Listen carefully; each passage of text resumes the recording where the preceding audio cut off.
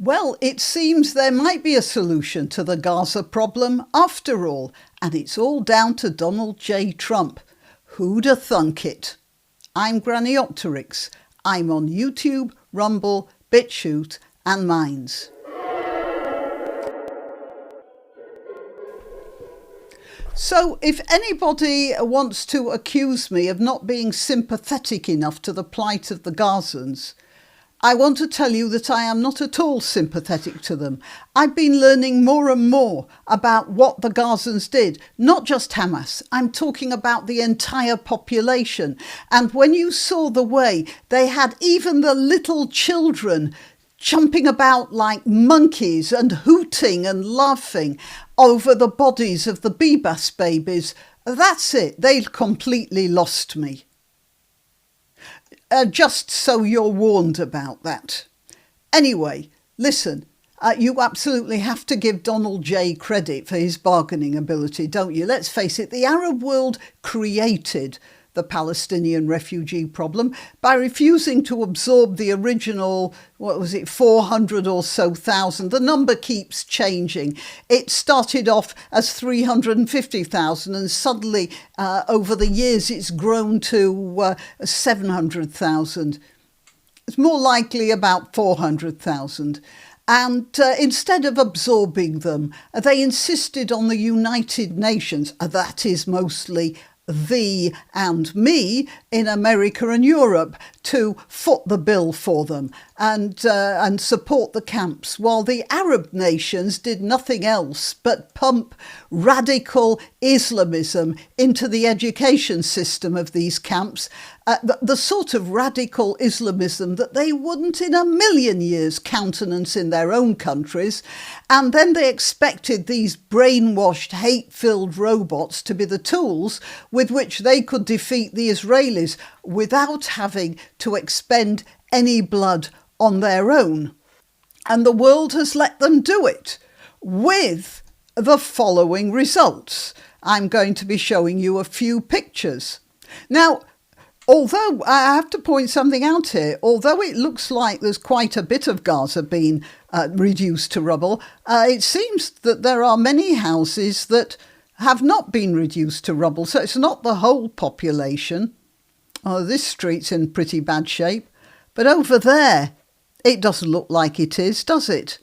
Cameras can lie over that sort of thing. And here you see there's a whole load of buildings that have been completely flattened. But then these buildings, they seem in pretty good shape. So it's not all of them. But anyway, enough that there's a huge number of refugees.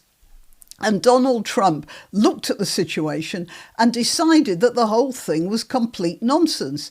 And seeing as Gaza is, as I said, in most parts nothing more than a heap of rubble, he reckoned it was about time that all the displaced residents of that benighted piece of satanic real estate should be moved out and distributed amongst the Arab world. After all, fellow Muslims should be really happy to take these poor, suffering refugees. And suddenly the Arab nations realised that their chickens were coming home to roost.